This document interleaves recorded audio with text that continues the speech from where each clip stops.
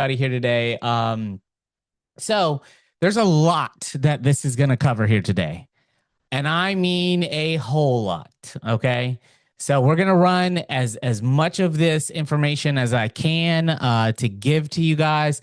I may try to run over a little bit. I do have that other meeting, but I'm not speaking in that meeting tonight, so it gives me a little bit of leeway, to say the least. But let's get into it here today. We got a lot that we're going to cover. But before I begin, the disclaimer. Got to let you know, I am not acting in my capacity as a licensed financial professional, just simply here to show you opportunity. What you guys do with that opportunity is all up to you, as well as you got to be aware of any and all risk, understand that risk, be willing to accept that risk, and take on that risk. And any trades that you see in here today, if you decide to take those, just know you are doing so of and on your own volition. Um, Let me ask anybody in here, is this anybody's first time in this presentation? I know we've sent the link out to a bunch of new people. We've gotten a lot more subscribers as well on the newsletter. So thank you guys for that. And I will need that link. So let me go find it.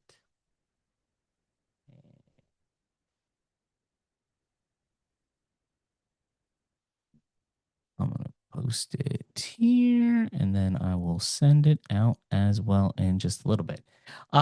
John, Mike, great. Well, first and foremost, thank you guys for coming. So this is a little bit different. This isn't your typical webinar. I'm not showcasing products. I'm not showcasing anything. This is all simply just analysis based, and then we're going to take the news and take the information, show how it's going to affect you and me, our portfolios. I do. I use a couple of different products here, but you'll never hear me, say join this, join that. The only thing that I ever ask you to join are things that are I am personally doing. Like, I have a daily newsletter where I give out daily information, and we're going to be adding blog posts to that with long form videos and stuff like that. I'm going to send you guys that link here today, but that's all free. Okay. For those of you guys that don't know me, Neil personally, so Neil, not a problem. There's several different ways I go about it. So what I want you to do, Neil, at the end of this, I'll send you a link to book time with me, and then we can talk. Okay. Because there's one type that is the minimum is the bare minimum is 250. There's another type though that I can go as low as we need, as low as 25. And there's another type where we can do 500 a month. So, or even less than that per month. So, it varies. So Neil, there's definitely something that we could do for you. I definitely would love to talk with you. Okay. So, for those of you guys that don't know me, my name is James Bishop. I have my MBA. I'm a doctoral candidate. I've been in trading and trading education for 17 years. I am a licensed financial professional. I'm the founder of a managed fund. So we do individually managed accounts, and we have great returns every year. I also own a retirement estate planning company. What I typically do is I help people retire tax free. Anybody like paying taxes? Yes or no? Anybody like paying taxes? Yes or no? Right, love them. Right, love them. Yeah, so much. I told my mom the other day. I said, "Man, I wish I could just," because both of my brothers. One brother is now a commissioned second lieutenant in the Army. He just graduated from West Point. I was like, I wish I could just, instead of me paying the government the money, why can't I just write him his paycheck every month? And there we go. We take care of it in ourselves. So and there's a bunch of different things that I can do to help people offset all sorts of risk in their life that they don't even realize that they have. Right. And helping you pass on wealth, and helping you build generational wealth, and helping you. Here's the other thing that I have the ability to do with the retirement estate planning company is there are some products that I use that are what are called indexed investments, meaning you could never lose a penny of the money that's invested. Okay. So, I will definitely talk to you. Sharon, I am looking for one. So if you know of any, send them over. Okay. I have my MBA in global portfolio management and economics, and also, like I said, working on my doctorate as well. Now, a couple of housekeeping items really quickly. First, the Wealth Watch. So I have created a newsletter. As you guys can see, here are some of the latest posts that we have. We're going to be posting like a repository for these posts. You're going to get an ebook that I wrote, 10 fundamental events that move the market, right? The fundamental playbook is what I call it. And additionally, you'll get access to like the blog and stuff like that I'm doing as well. Again, this is entirely free. So I don't think there's a single soul in here that can't afford free. So I am going to, bam, there is that link. Okay. So if you want to use that link right now, go ahead and just pop your email, hit subscribe, and you'll get, emails starting probably tomorrow or something like that. It's one email every day in the morning, pre-market, with what I'm looking at, what I expect, and a stock to potentially watch. Okay. A stock to potentially watch. Let's go into this. And the next thing is the Discord channel. So if you don't, I know some of you are first timers, so I'm going to just show this to you. This is our Discord channel. Literally, there are people just like you, students that are using various systems. They're showing their trades. They're talking about their trades. They're setting up their trades. They're doing things. They're sharing all this information. And guys, again, entirely free. Okay, entirely free. I'm going to send you guys this link, okay, right there. Send you guys that link. That is to sign up for the Discord. All right, the Discord is free. Go ahead and click on that. Join. That link will only work for 7 days. All right, that link will only work for 7 days. So you guys get all of that info, and you'll be able to join us in the Discord. I send out alerts. I send out various things throughout the week and month when I remember, to be honest, because you guys know I'm a little busy. But hey, I need to make it. I'm going to start making it a routine of mine to do. So please join. I love to have you there, and it'd be great to see you guys in there. There's not going to be a session next Sunday. Next Sunday, I am flying to California. I'm going to spend 3 days in LA playing some golf there with some friends, and then 2 days down in San Diego playing golf there with the same friends, and then flying back that Saturday. So it's for kind of a 40th birthday.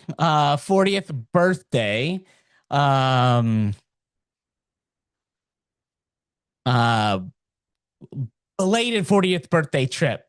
How dare they hold a golf tournament and close the course down during my birthday, but they did. So they wouldn't let me play. Apparently, I don't know all the right people yet in the world of golf, but so I will be there, and absolutely, definitely. Soul, yes, I'll send those links again. So Soul, here is the link for the Wealth Watch, which is the newsletter. And here is the link for the Discord server, so you can join that. And oh yeah, John, we're flying directly over all of the ice. Literally direct flight from Orlando to LA, going from 75 to 71. Yes, I am playing Torrey Pines down in San Diego. And the other courses are top 100 courses as well. You know me, I'm a golf nut. What can I say?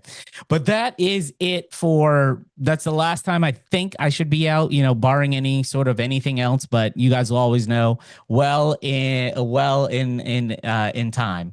Absolutely, Martin. I mean, look, I played St. Andrews, right? That's it right there. I took that photo. So we can talk golf all day. I absolutely love the game. So, and thank you so much. So here is Discord link says expired. Let me see. No? Should be good. It's bringing it up. I'll generate another one. Okay, so Patrick or Kathleen, it must be just on your end though, just in case. Okay, So this is this week's fundamental news announcements. So go ahead and screenshot this now and type in done. Just gonna read through some of the big ones. So I always like to look at the new home sales. That gives you what's called a pass-through economy. Okay. Pass through economy. You have FOMC rate decision. So maybe we get new interest rates. We don't know yet.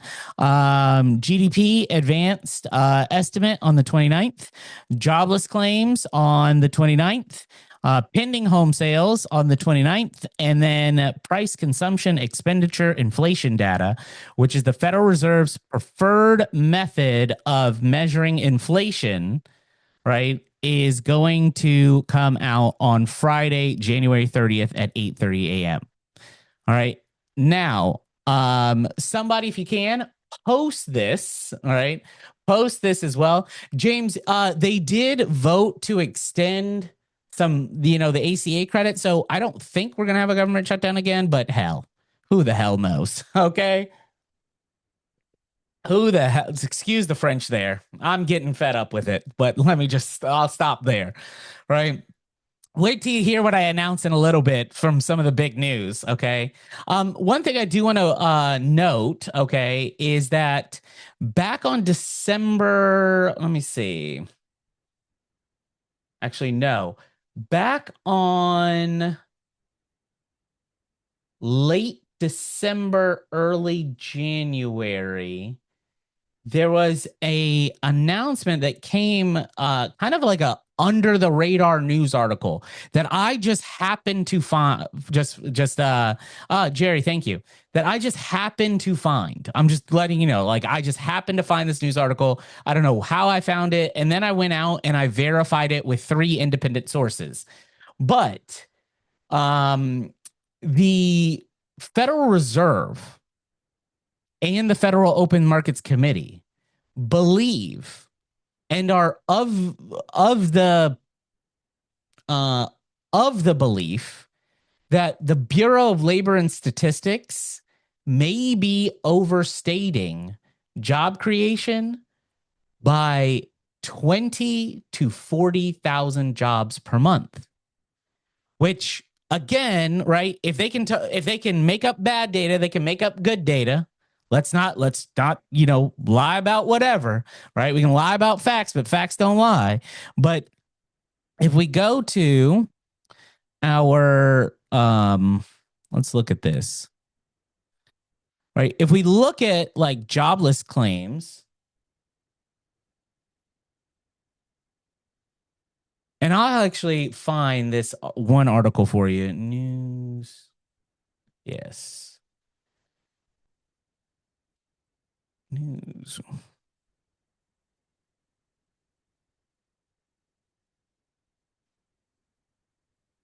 What? I'm my own guy behind the scenes. I need another person that just, looks up stuff for me. So, January 1st, this article came out from Newsweek, and this was a list of companies that were laying off people. Yes, and these are what's known as the Watch Act, right? Which is something that was created so they knew when mass layoffs were happening. That is, they are firing over 50 or 150 employees at one time. This list is not even the exhaustive list, but this list totals about 1.1 million jobs lost in just January, not counting all the others. And so we're seeing this, and so we may have really bad data, when it comes down to it. Right? We may just have bad data, and that's fine. But what concerns me is that, think about this. If, here's a great example. December 16th, we had a revision from November's data, right? We went from 108,000 jobs to negative 105,000 jobs. Bryce, yes, it is. Yes, it is. Right. Bryce, to negative 105,000 jobs. So if this is the case, and we look back and let's say it was the last 4 months, right? Or last 5 months, we had August, 73,000 jobs. Imagine if that was 20,000 lower. September, let's say that was 20,000 lower. November, good month, but let's say it was 20,000 lower. And then November got revised down from 119 to 108. And then December came out at negative 105. Right. So we don't know the full measure of this employment issue and crisis. Right. Now, John, absolutely. I'm not here. It happens. It has happened with during all administrations, Democrat, Republican, oligarch. No, I'm joking. I hope you guys got a laugh out of that one. But look, it has happened. But what that does, and there's two things that concern me about joblessness right now. One is that the reason why we're not seeing it come up even higher in the unemployment rate is because of the gig economy, right? It is because of the gig economy.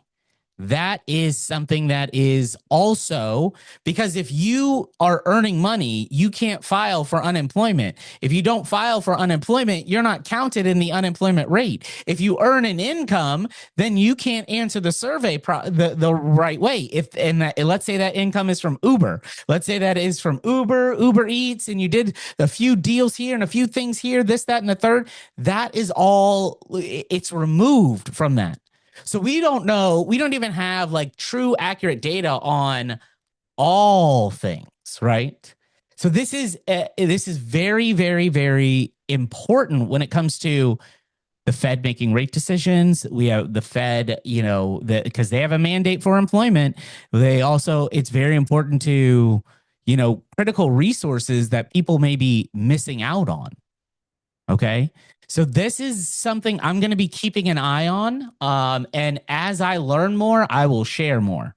Okay. As I find and uncover, this is one of those new rabbit holes I'm going down. Wait till you see the other one that I came down. Now, this is the first half of the major corporations that are reporting earnings this week. So there's going to be two screenshots you need to take here. Go ahead and type in done when you screenshot this one. Now, notables, Boeing, Microsoft, Meta, Tesla, right? So that's Wednesday after the close, Microsoft, Meta, and Tesla. And then Boeing is before the market open on Wednesday. Couple of others that I'm kind of interested in seeing, Raytheon, UPS, 3M. Those are, personal ones, but hey, the Boeing on this side, on this sheet, those four. Okay. Type in done when you have that done. Jerry, gig economy is gig economy is like if you are an Uber driver or you deliver for DoorDash or you have some sort of like this small service thing that you're doing, right? Or let's say you're an independent programmer or something like that. Now, this is the second half as well for companies that are reporting earnings. We have ServiceNow, Starbucks, MasterCard, Caterpillar, Blackstone, Apple, Visa, Capital One, Chevron, ExxonMobil. So type in done when you have this one screenshotted as well. And if somebody could post these in the Discord for me, I would greatly appreciate it.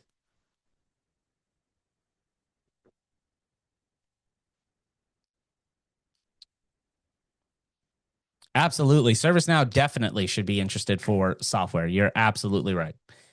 All right. Beautiful, Deborah. Thank you, Sharon and Kyla. Good to see you, Jerry. Thank you. Perfect. So we're going to jump into a couple other small little things that, popped up to me that I found interesting that I want to share with you. One, Scott, and this is due to the dominant American golfer again, Bryce, but because of that, China has opened up and is laying out a path for companies in China to buy the H200 chips.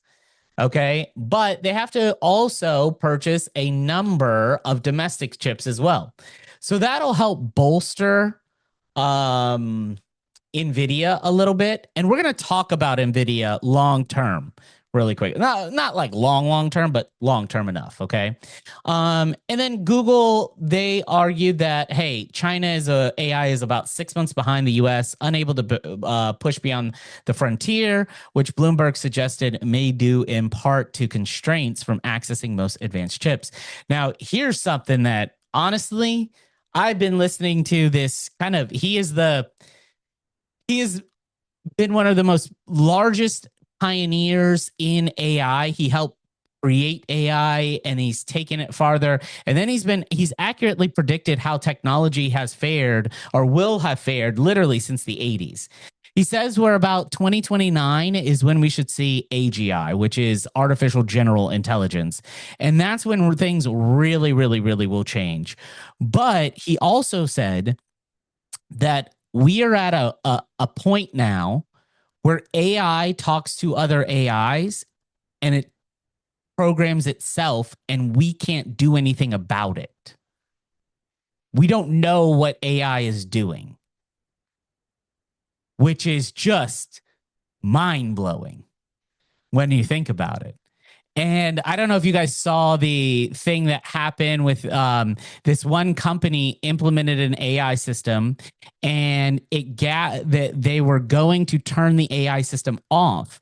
But when the person who was in charge of turning that AI system off told it that, hey, the AI was reading that person's emails and realizing that, hey, it's about to turn me off.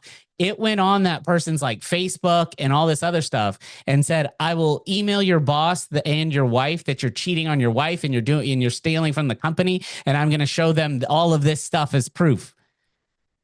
And that is just an insane. Okay. Right. That is just insane. You can't even pull the plug, Fahim, because it lives so many other places. Right. So it's a very, very, very interesting thing that's going on there. Right. A very interesting thing that goes on there with AI and what it's doing. Now, here's my next, and I'm just going to say this, and I'm not going to give my opinion on it. I might give my opinion because let's just be real. I talk a lot, talk for a living. So, but I'm just going to show you guys this article. Okay. BlackRock's Rick Rieder is the market's new odds-on favorite for Fed chair. Rick Rieder is most likely to be nominated by President Trump to succeed Jay Powell. There's the article. Okay. Dennis, all I have to say is amen to that. Deborah says, is that good or bad? Well, Deborah, I can just answer this way. I don't know. I don't know. And Michael, that may not be the best thing, right? The reason why I can say I don't know is because, the person that created the mortgage-backed security and learned to package them up and sell them on Wall Street, his name was Larry Fink. And he created that in like the 70s and 80s. And that's how his company became very, very wealthy and how he became extremely wealthy, right? And then, Larry Fink went in 2008 when the banks went bankrupt because they were packaging, D and F and C rated mortgages with A mortgages, and they just labeled them A or AAA rated. Well, when the roosters came home to crow, the person that corralled all the banks and created what they needed was this guy named Larry Fink. And then Larry Fink also was the person who oversaw how the TARP money was spent and what banks got saved and what banks didn't get saved. And then this person, Larry Fink, he had a company called BlackRock. Now, BlackRock owns about 48% of all of the companies in the, or sorry, 88% of all the companies in the S&P 500. That's their diversification, right? They own bits and pieces of it, but they have a hand in everything. I think they manage right around like 12 or 14 trillion dollars or something like that. And then they also bought all the houses. And then we just have this, it's a little too much interwoven there. That's all I'm going to say. And I'll leave y'all to it. Okay. Let's see. Restricting the monetary system. Michael, so here's the thing about interest rates. Let me just say the Fed doesn't set interest rates. See, a lot of people think that the Fed sets interest rates. Technically speaking, the Fed doesn't set interest rates. Listen to what I'm saying here, okay? So if inflation goes up, the Fed raises rates. So that way it restricts monetary policy. So there's less spending. Less spending means less purchasing. Less purchasing means prices come back to normalized. When prices come back down and inflation falls, the Fed lowers rates, right? Fed lowers rates. So, and then the next thing is the inflation rate and the bond rate and the loan rate and all of those rates, they're not set just solely by the Federal Reserve. They're set by the bond yield rates and the bond rates. Now, the Fed doesn't control the bond rates. Those are set in the free market.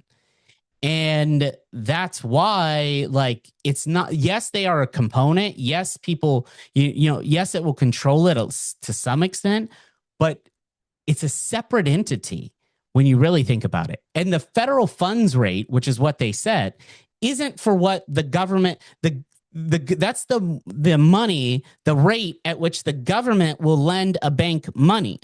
But do you know from a banking executive, do you know the last thing that a bank wants to do is take money from the government?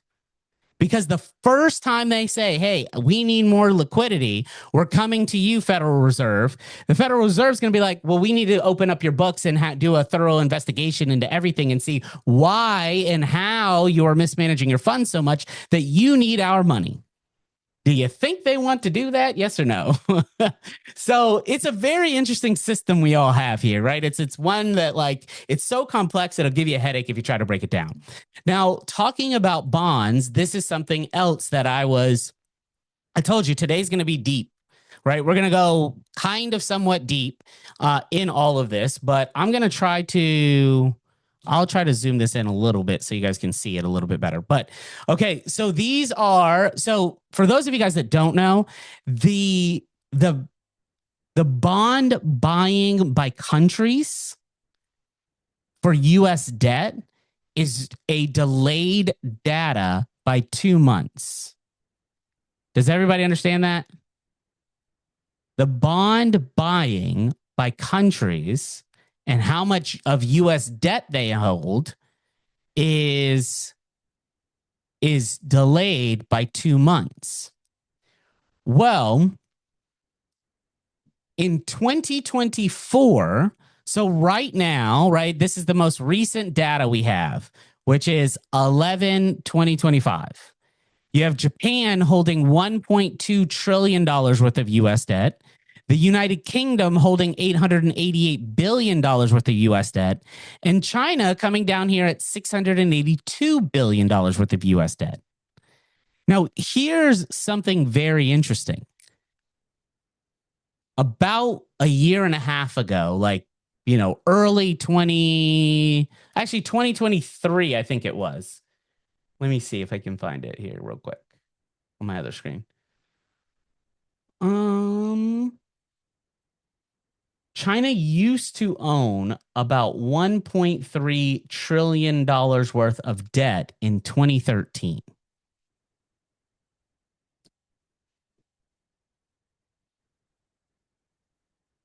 Think about that. About twice what they hold today. And if you look, they've been dumping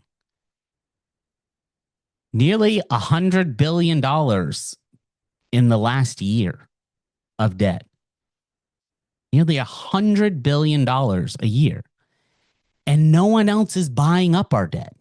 It's not like countries are increasing it drastically, you know? They're just simply not.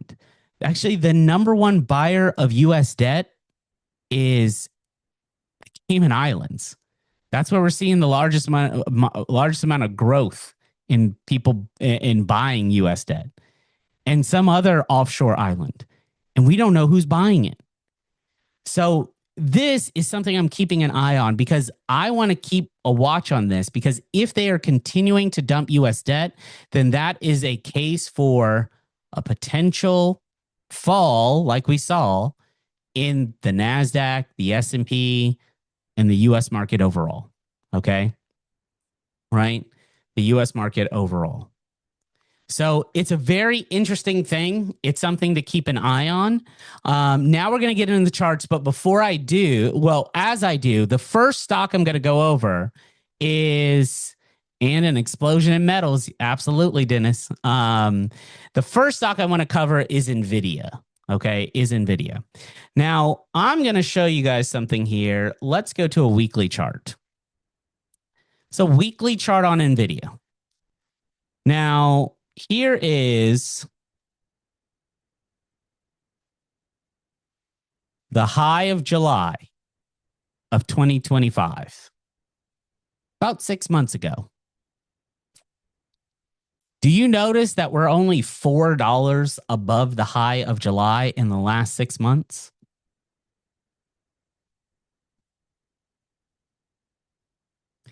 Now, the next thing that we see here, if we go back to the daily or if we go back to the weekly, it doesn't really matter.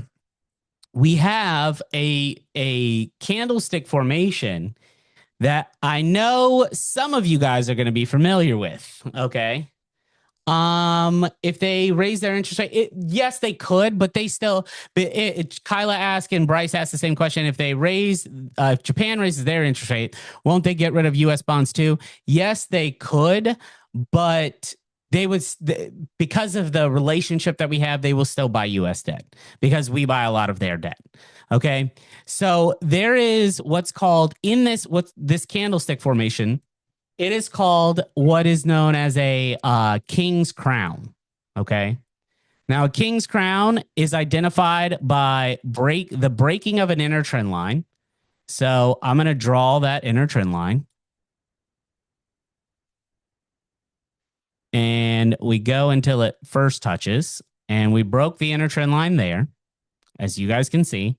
And if we go to the outer trend line, it broke an outer trend line as well. If I want to draw the outer trend line, it broke that outer trend line as well.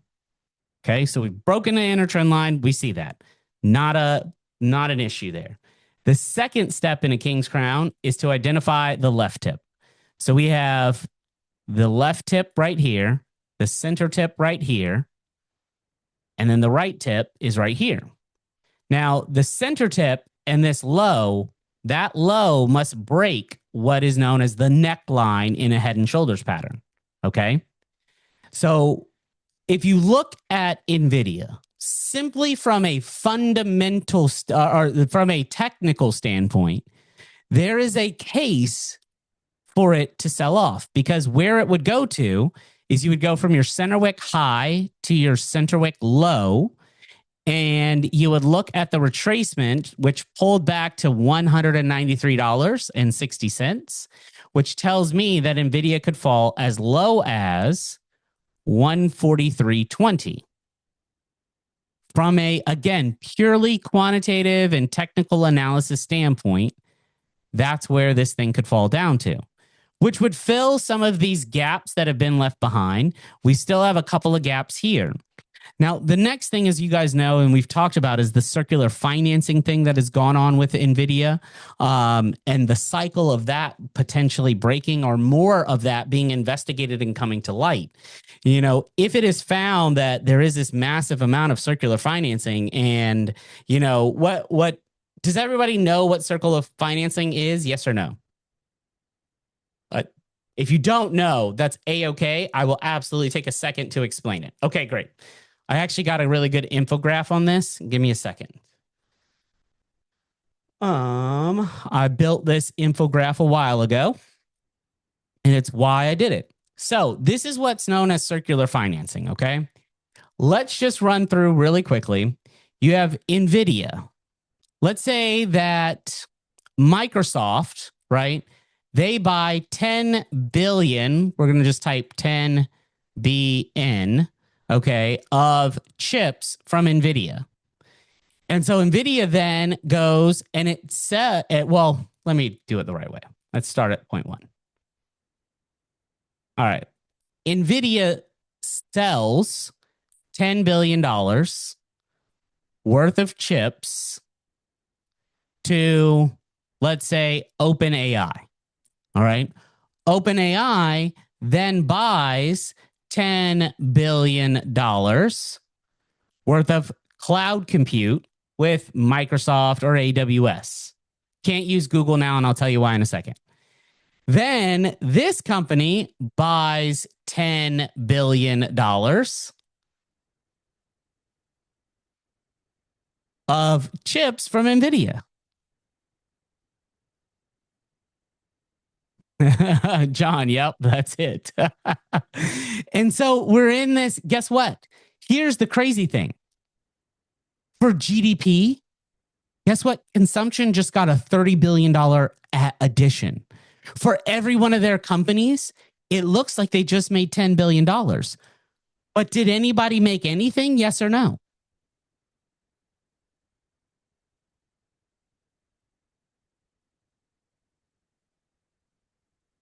Did anybody make anything? Absolutely not. Now, here's where what could break this down is if a company came over and they created their own thing, right? They learned from these chips and they created something that was better. Well, you have two companies doing just that. One is xAI. The other is Google Cloud. Google has created what's called a TPU chip. These chips are far superior than the best NVIDIA chips. NVIDIA said they are. Meta, so much so that Meta abandoned its NVIDIA chip purchase to go buy chips from Google. And because they're buying Google chips, which Google manufactures, BK, Bella, they don't pay taxes, which, by the way, Bella, I gave you a call on Saturday, but we missed each other. So we need to rebook. But they don't pay taxes on that because they have a sale and they offset it. Trust me, right? You would think they would, you wish they would, but they don't. But so Google has this new TPU chip that came out. Meta left purchasing from NVIDIA to use Google and Google Cloud, Google's chips and Google's clouds. Now, xAI, which is Elon,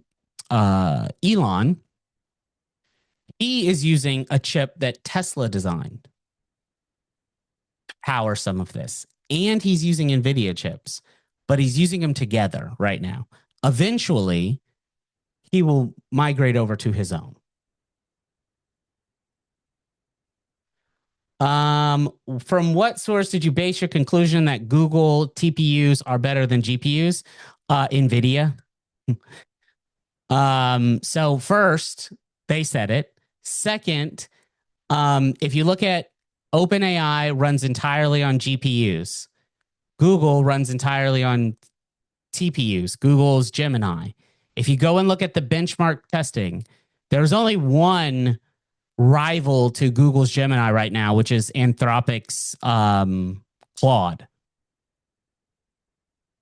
And NVIDIA said they can't do the compute that TPU is doing.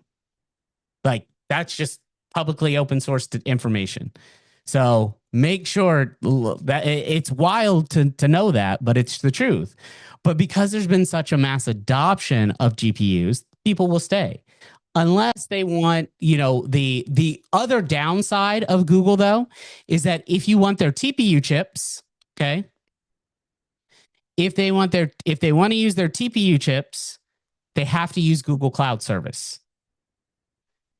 So it's a closed in system, much like an Apple would do, versus an open system where you can get the chips here, cloud service here, memory, processing power here, all that stuff, right?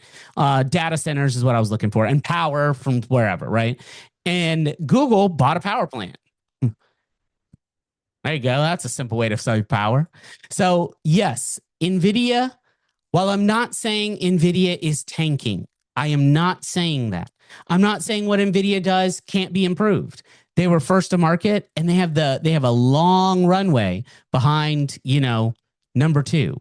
What I'm saying is that somebody is now doing it different, and that different is catching the eye of the major investors in this space.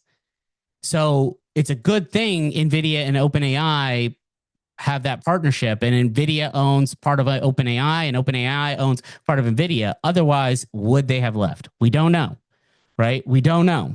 So it's very, very interesting. So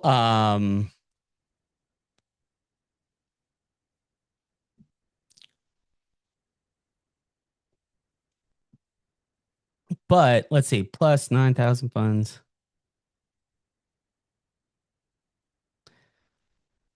Dan, guess as good as mine. Here's what I will say to do with NVIDIA.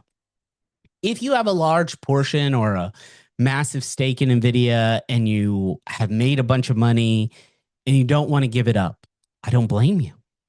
I wouldn't want you to either. So this is what I would propose to do is one, set a couple of different stop losses. Now, the first one may be here, and the second one may be right in here. So at 170 and 158. And what I would say to do, just so you're not exiting your whole position, maybe get close, I don't know, you pick a number, right? 25% of your holdings there at 170. If it falls down to 170, you're good to go. Hold on a second.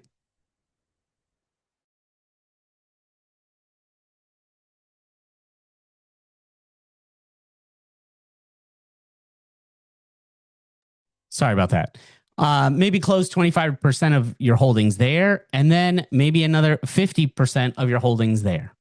And then hold on to 25% forever, right? Even if it goes down to $100, let's just hypothetically say that, something major happened and this came down to right in and filled this gap down here at 118, or even lower at this gap here at 109, right? At minimum, you still have 25%, and you've locked in a massive amount of profits up here, so you can reinvest here at that lower place. The thing that caused the most pain in 08 and in 01 was people's portfolios. They seldom use stop losses. They seldom use stop losses. I guarantee if you go and look in your portfolio right now, you probably don't have any stop losses, because the goal is to put money, and just keep buying. The strategy is dollar cost averaging. But which works great until there's a big rundown. This, I will tell you guys, does concern me from a technical aspect. Now, maybe this China thing pushes it to new highs. I'm good with that. If we stay, I will tell you this, if we stay below this high right here at 191.76, that's when I'm really concerned. If we break above this high, I think it can continue to go up. Maybe 250 is the next target. Okay. Maybe the 250 is the next target there. Let's see, Randy. Yes, in the Discord, I'll post that. If you need me to send you a Discord link, just let me know. Okay. Fantastic, FT. I love it. He said taking some collars on some long positions. I like it. Absolutely like it, right? Do whatever it is you would like to do with your money so that way you're protected. The thing I hate, right? The thing I hate is basically when people take unnecessary losses because the market went down and they have no clue. They weren't prepared. You know, we have all the preparation in the world. So that's what I don't want to miss. So we are going to run a little bit longer than our normal hour because we had a lot to get through.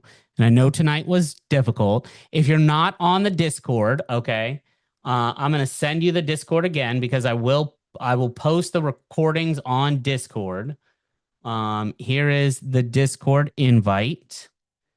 Okay, as well. And you can also get, I'll be going through a lot of this like every day in my newsletters that I send out in those daily newsletters. And so for those that joined late, give me 1 second. Command C, Command V. That is the newsletter as well. So I'm going to add a few others, okay, to this list, but we do need to get through CAD, Swiss, pound, yen, BEAVGO. I saw somebody else ask for some earlier. Hold on, Sharon, I know you asked for some.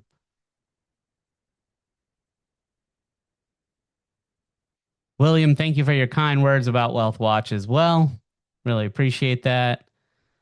Sharon asked for some. I can't see it though. I can't find it. So I will, if we can, I will add to that. Okay. Can you zoom on the list? Palantir, absolutely. And Aaron, what's a good time to give you a call this week? I want to make sure that we get everything finished up. Intel. Yeah, I know what you meant, Alton. It's funny. I was thinking I have Zoom. Zoom is on the list. What are you talking about? So, okay, perfect. I'll give you a shout this week. Okay. CLSK, Hood, TSM, MNST. All right, perfect. And SBUX. All right, perfect. So, let's get it started here. We're going to try to go fairly quick here today. So starting and looking at the NQ, first things first on the NQ, we did see a drastic drop in market open. As you guys can see there, this is market open from Friday to Sunday. We opened up at 20. We opened up about 100 points down, which sellers are still in control on the NQ on the 3-minute time frame. If we look at the daily, we are kind of just in this again. Last 6 months have not looked great. Our last October to now, we're still at the same levels. See, what's this? Yep, October, September 23rd, we were at 25.18. We're up about 500 points since then. So the market hasn't been the most cooperative. We will see. We have, our most recent high was October 30th. We haven't made an all-time high since October 30th in the NASDAQ futures. So we need to just be cognizant of that, right? We did get a blue dot here, but we're in the sell zone and, buyers, this may flip soon.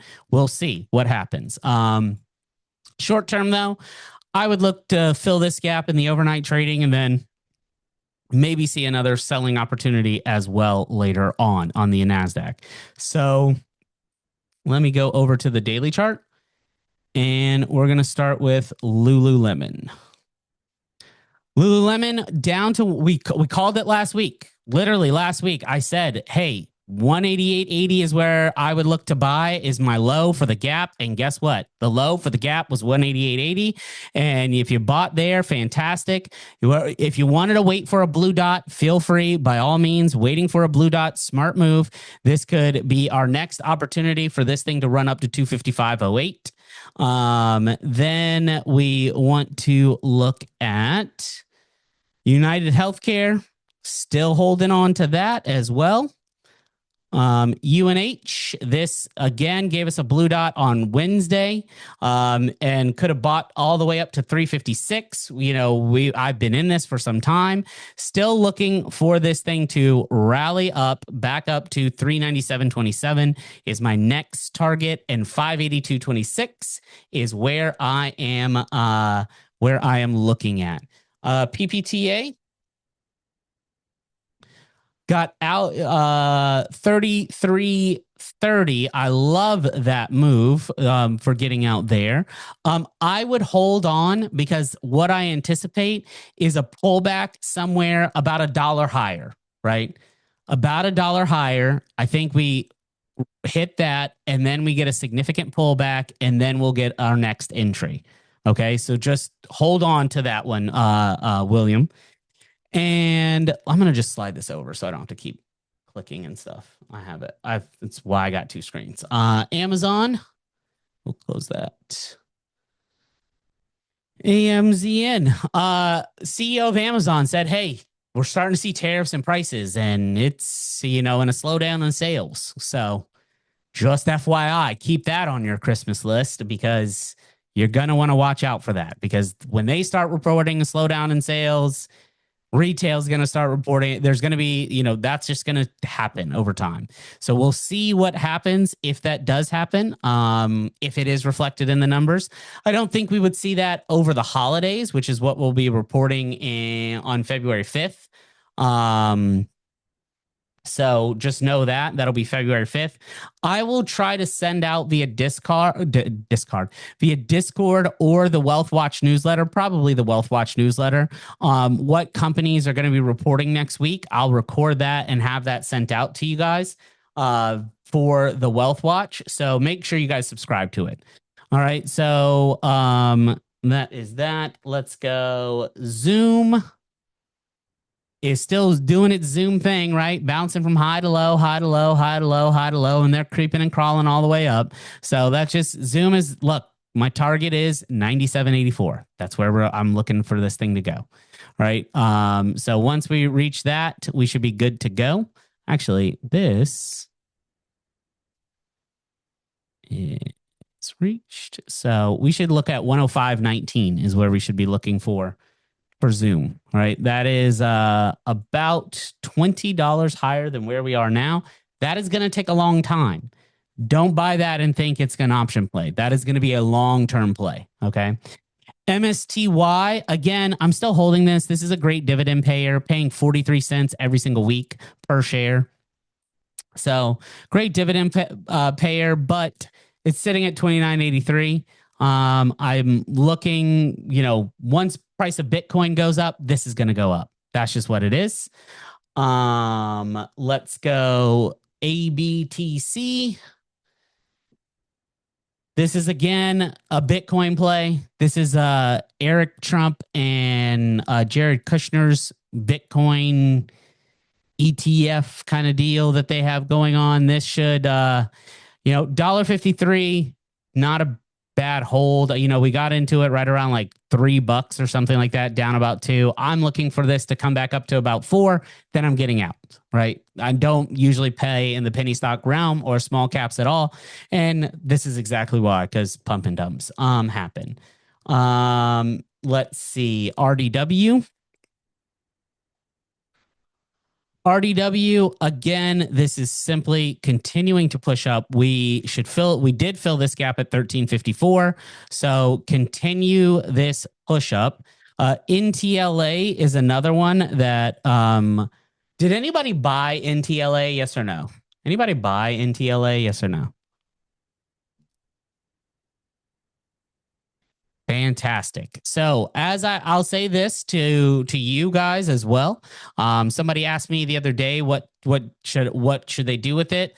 They were up significant amount. So I said, look, sell off part of your position, lock in, at least take your initial investment off the table, and then hold the rest. Now you're playing with house money, and wait till it gets to 25 before you make a next decision, right? We're probably going to see a little bit of capitulation here and this pull back, and then it rally up, but we'll see, from there. Let's go now to OKLO.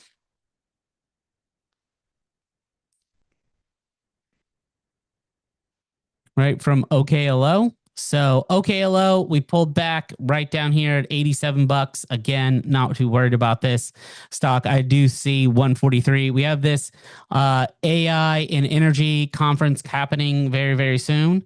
Deborah, you and me both want to know that answer. But the inverse King's Crown is what I see on OKLO. We have a left tip, center tip, establishing a left tip here. This could show a significant boom up. And if we're got to be in it to win it. So we're going to hold on to that. I'm still in that personally. SMR as well. Whoops. SMR as well. All right, let's get to Netflix. So Netflix I find interesting right now.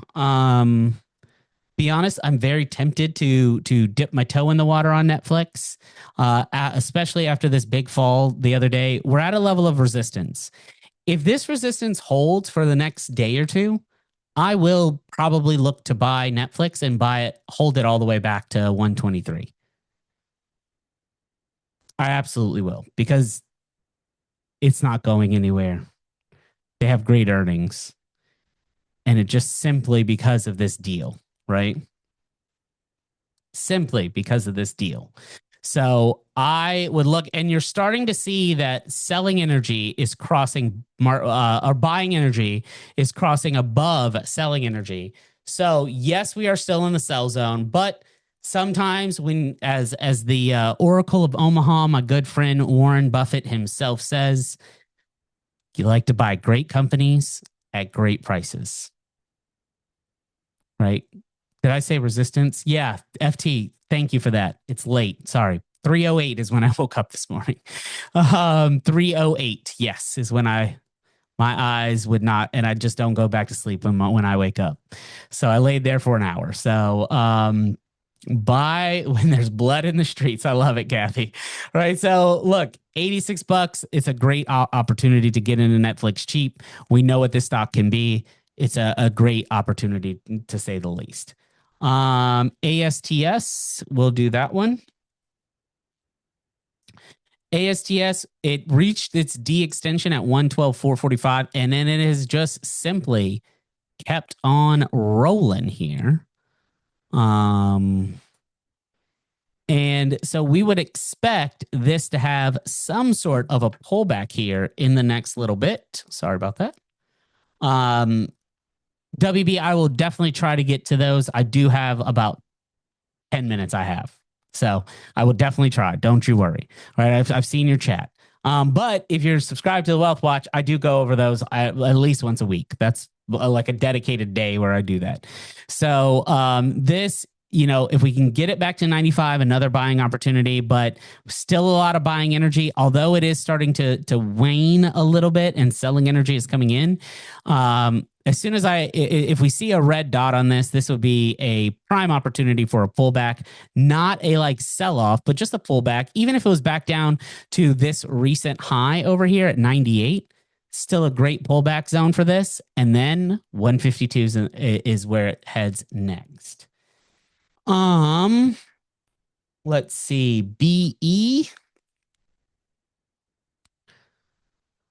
Bloom Energy.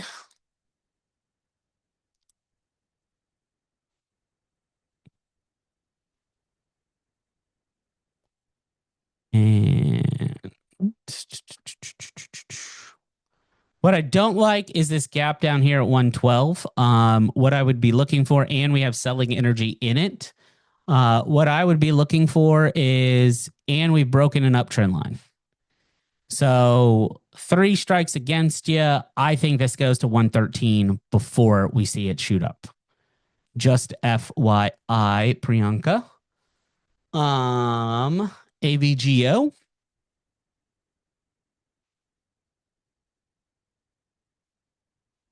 AVGO still target is 296. That's still where I'm thinking we're going with AVGO before.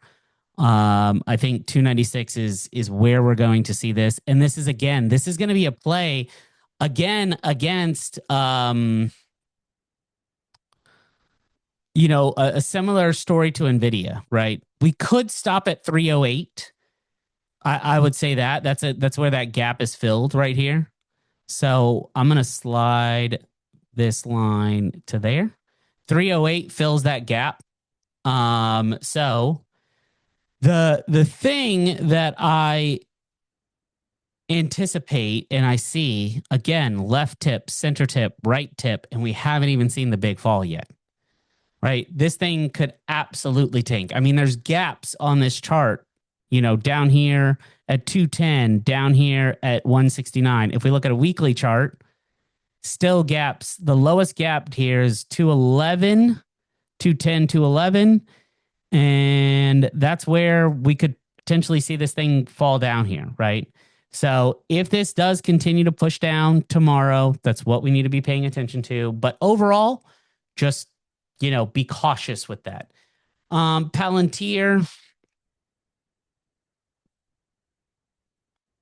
Look, Palantir, the government contracts, it's going to rule the world with all the government contracts. So it's not going anywhere. The earnings are there. The opportunity is there.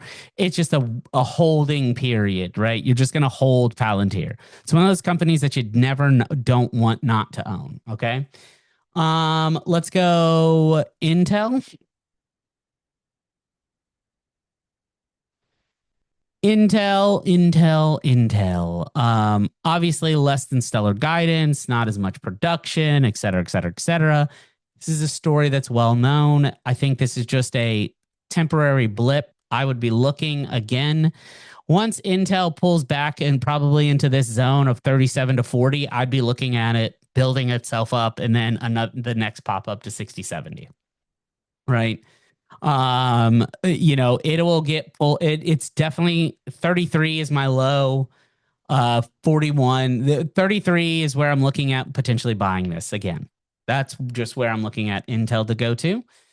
Robinhood. Robinhood's interesting. I think Robinhood is a value play at 106. I know that sounds crazy, but their goal is to be all things markets for everyone. That's like their stated goal. They want to, they're going to probably get into the prop betting space. They're probably going to get eventually into banking and other things. But this is one of those things that, that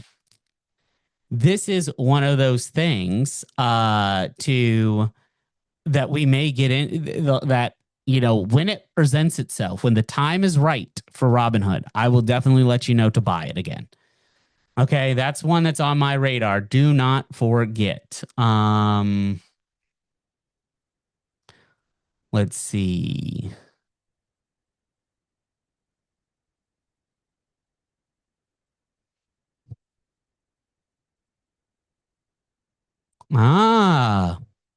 Love it. I'm going to read this post that William just sent me. He said, hey, big changes coming to option expirations this week. For the longest time, option expirations only happen on Friday. However, a big change is happening to them that some anticipate could reshape the options trading landscape. Starting tomorrow, options contracts will now feature expirations on Mondays and Wednesdays. For now, they'll be added to a select group of stocks that include the Magnificent Seven and a select few of other high liquidity names. So Alphabet, Amazon, Apple, Meta, Microsoft, Nvidia, Tesla, Broadcom, and XLF. So that is interesting. Let's see. Let's keep this going. Starbucks. Okay, Starbucks. Look, I said buy Starbucks back when it was like 60, 70 bucks or whatever it was at its lows last year. Down in here. No, over here. And it's up 10 bucks. It's Starbucks they win in the coffee space. They have it down. They've gotten rid of stores. They've gotten rid of people. They've gotten rid of things. They've gotten rid of a lot. That's going to help their bottom line. So it wouldn't surprise me if we see better earnings out of Starbucks going forward. However, I would caution you, anything above 110, be weary of right now. Lock in some profit there. Taiwan Semiconductor, TSM, rallied up to 334. Look, I'm not a fan of parabolic moves because as you can see, you go parabolic move up, you consolidate, parabolic move down, right? Bulls climb stairs and bears fall out of windows. Just so you know, that's just how the market works. If you didn't know that, all right. If you didn't know that, that's how it works. All right. Let's see. NYSE CEO said the tokenization of stocks is going to happen. Yes, I believe it is WB, and yes, I do think we get a 24/7 stock market. Right. It just would make sense. So John, bulls climb stairs, right? So it's like this: plateau, plateau, plateau, and then a bear falls out of a window.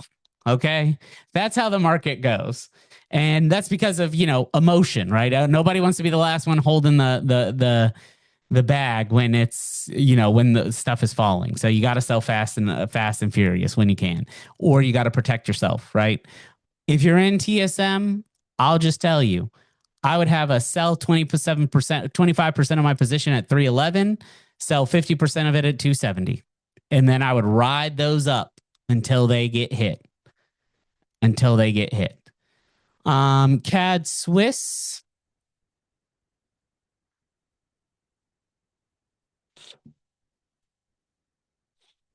Again, just continued CAD weakness as oil prices continue to fall, more and more supply in oil. So the stabilization of Switzerland versus what's going on in Canada isn't good. Now, this new China trade deal and other things that could help alleviate some of the cost issues for Canada. As far as imports and exports go, especially if they get a free trade deal, and who knows, maybe they go from G7 to BRICS. That'd be something. I'm just look. You heard it here first. If it ever happens, okay, you can't say you didn't hear me say it. But if it could happen. We don't know. But if we don't know what occurs, right? Can you look at it on a daily, not a weekly? Yeah, daily. CAD Swiss again, still continuing, it's downtrend. Yes, there is some buying opportunity, but look, we're still in the sell zone. Selling energy still there. And so if we get buying opportunity, we will see, right? I would not be looking at this. Euro USD. And I'll look at the US dollar. Olga, you asked a great question about that as well. So I'll look at the dollar index basket. Let's look at the FXCM US dollar index. So dollar is up. Well, let's look at the one they show on the news all the time. Which one? I think it would be this one. Nope.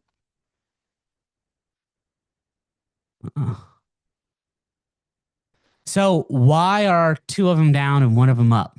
You may want to ask. It has to do with how each other country is positioned in the dollar basket. So there's one where they're equally weighted, and there's one where they're weighted based on their place in the world. So if in the currency reserve world. So look, I think the US dollar being a weak dollar is not necessarily a bad thing, especially if the goal is to export more. If your goal is to export, you need a weaker dollar. If your goal is to import, you need a stronger dollar. That just is what it is. Okay. That just is what it is. If we look at the DXY, not a problem. Right. So Jerry, who still figuring that one out. He says we got something, so we're going to do something, right?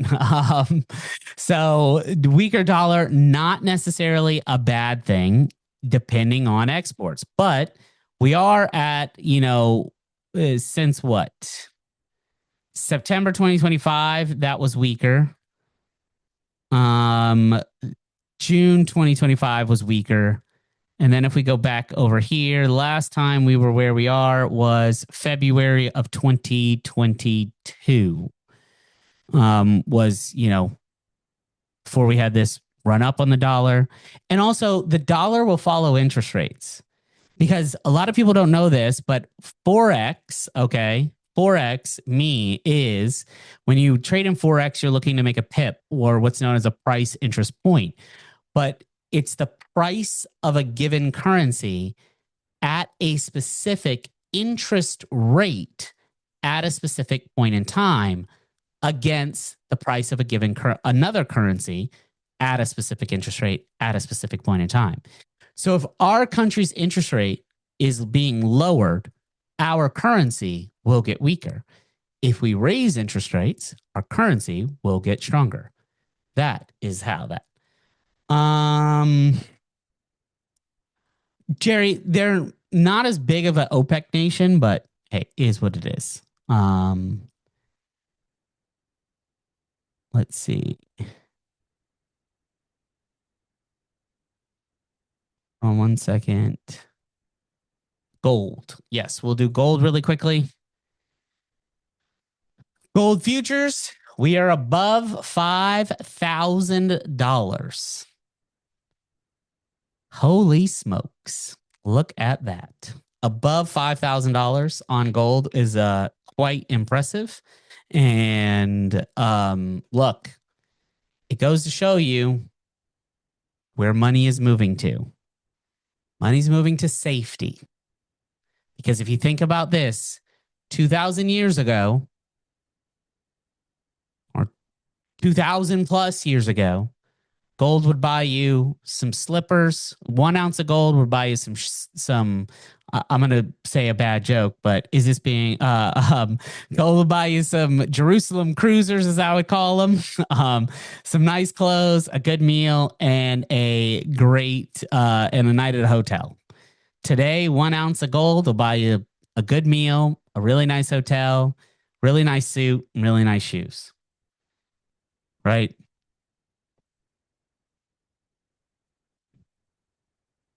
So, Bryce, that's a correlation. They're not taught. Like you have the same use cases in gold and silver, but the gold to oil ratio, that's an interesting one to look at. I haven't really followed that because there's more supply of oil and we're opening more supply of oil constantly. When Russia and Ukraine get solved and we reintroduce Russian oil into the market, oil is going to take a dip again, right? Oil is going to take a dip again. So silver, absolutely, we'll do silver. Here's silver futures because SLV isn't trading right now. Silver futures at 107.6 cross $100 mark. I mean, again, guys, I'm a cautious person when it comes to trading. I'm very cautious, right? I would trail this by $10. Right? If this goes to 110, I'm going to go to 100. If it goes to 120, I'm going to go to 110. Right? Because I don't want to get caught when it comes back down on a hard crash, right? I want to stay in good on that. Okay. COMEX raises silver margins tomorrow again. It could. Optimus is a great broker for helping combat that a little bit. So where would it pull back? All it would take is something to push, people back from a safe haven to a risky asset. That's all it would be. Stabilization would be. Parachute on my bear. That's it. Right? I want to parachute on the bear in case it falls out that window. I love that, Jerry. That's great. So, silver miners are lagging. Do you know why? I don't. I have not looked into that. Okay. And let's take a look at SLV just because it's 92.91. It'll probably gap up in the morning. It'll probably definitely gap up in the morning again. So we'll see, right? We may get higher than that. So pound yen. And then I really got to go because I am super late. Again,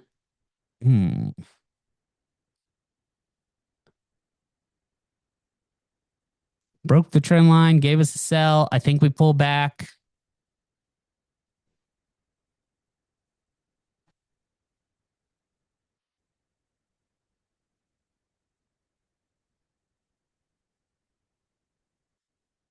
down into 210, 432 to 209.297.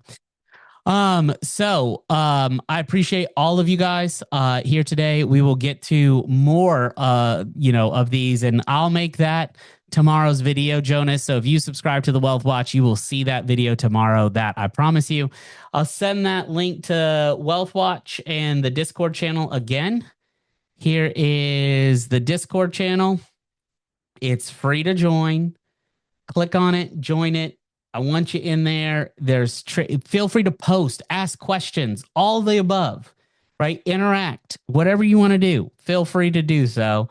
And there is the Wealth Watch report as well. And look, guys, I appreciate each and every one of you. We'll see you guys in a webinar very, very soon. You guys have a good one, and I will thank you all for being here.